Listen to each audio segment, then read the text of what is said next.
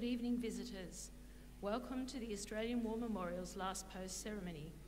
My name is Joanne Smedley, and joining us today from the Royal Australian Air Force is Wing Commander Steve Weideman. We warmly welcome the family of Sergeant Wallace John Sharpe, whose story will be told shortly. We are honoured to acknowledge Major General Carl Engelbrechtston, Chief of Staff, Swedish Army, and the accompanying delegation. We welcome the veterans who have served, those that are still serving, and the families that support them. We acknowledge the members of RSL and Services Clubs Association, RSL Victoria, and RSL Queensland who are watching the broadcast of the ceremony across Australia.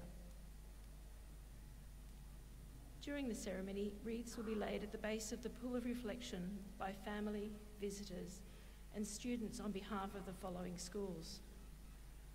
From Western Australia, Carmel Adventist College and Lansdale Christian School. And from the Northern Territory, Nhulunbuy Primary School. Please stand and join in the singing of the national anthem. Children, please stand.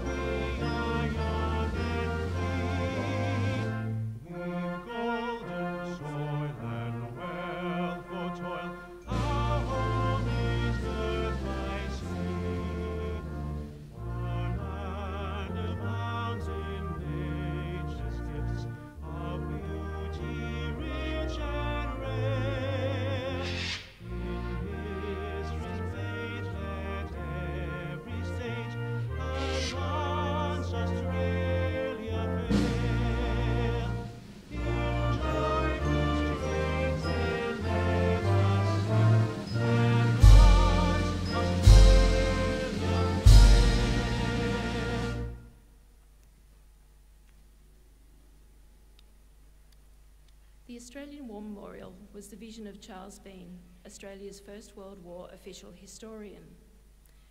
Bean landed with the Australian troops on Gallipoli and stayed with them at the front through to the end of the war. The idea of this national memorial and museum came to him at Pozières, France, in the depths of the bloody fighting of 1916. Bean's idea was that this would be a place where families and friends could mourn loved ones buried in faraway places.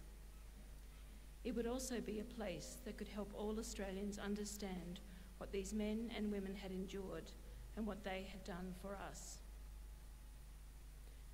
Bean's vision, to which we remain true, is best expressed as inscribed in the entrance to the memorial's galleries. Here is their spirit, in the heart of the land they loved, and here we guard the record which they themselves made. Tonight we'll read the story behind just one of those on the Roll of Honour, which lists the names of more than 102,000 men and women who have given their lives for us in war and operations for more than a century. But first we present a lament, Flowers of the Forest.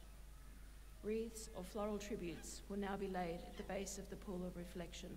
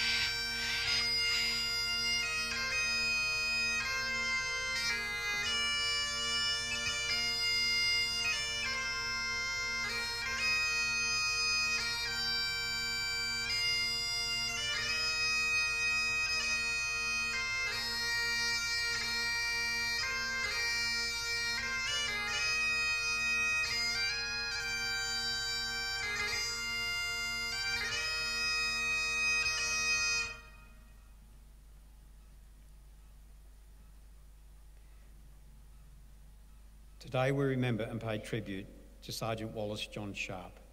Wallace Sharpe was born in 1891 in Gerringong, New South Wales, to a large family of James and Mary Jane Sharpe.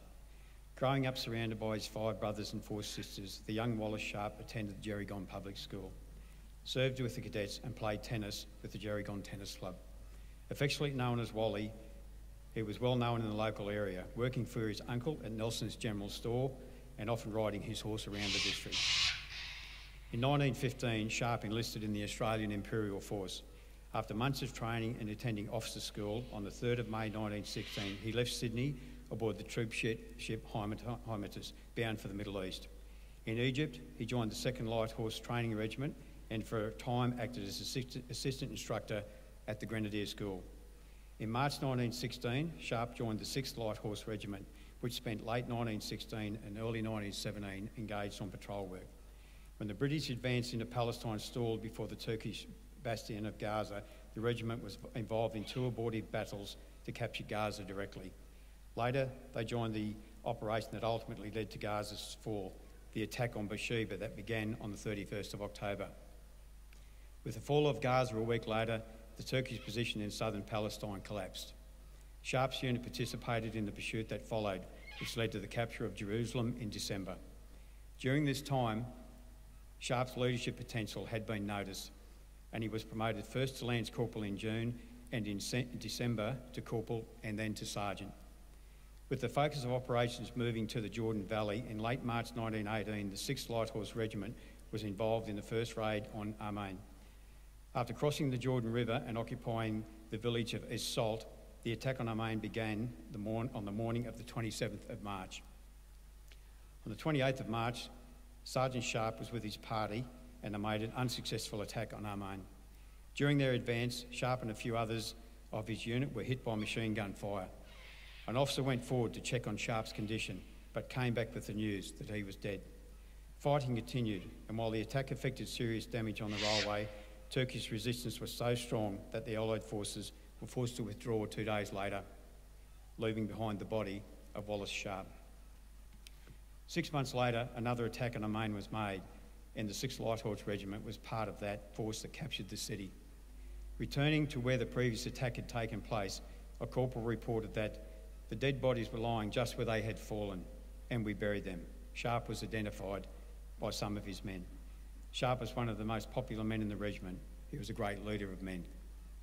Sharpe's grave was not recovered, and today he is commemorated in the Jerusalem Memorial in Palestine and in the Gerringong Cemetery.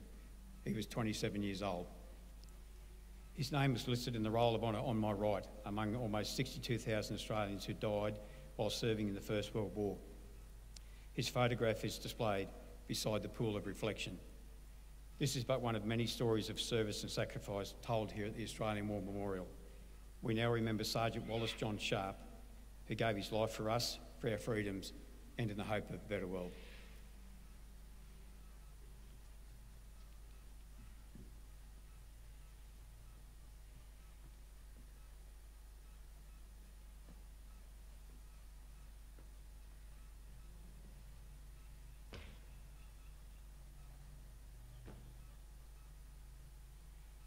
They shall grow not old, as we that are left grow old.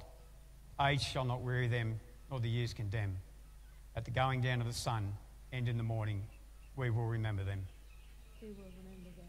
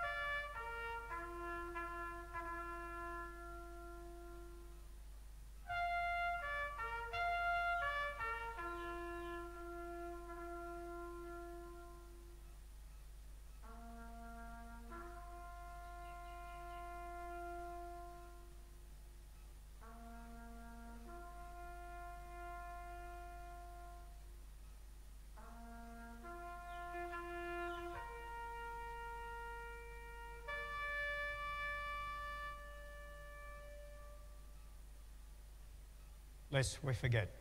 Lest we forget.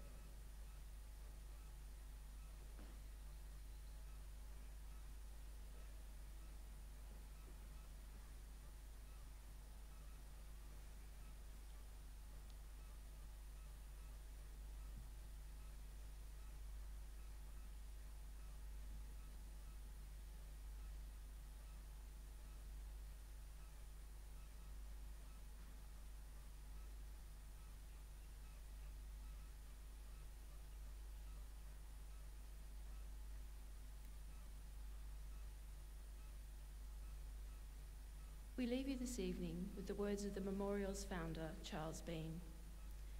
Many a man lying out there at Poziere or in the low scrub at Gallipoli with his poor, tired senses barely working through the fever of his brain has thought in his last moments, well, it's over. But in Australia, they will be proud of this. Ladies and gentlemen, that concludes the last post ceremony. Thank you for visiting the Australian War Memorial and good evening.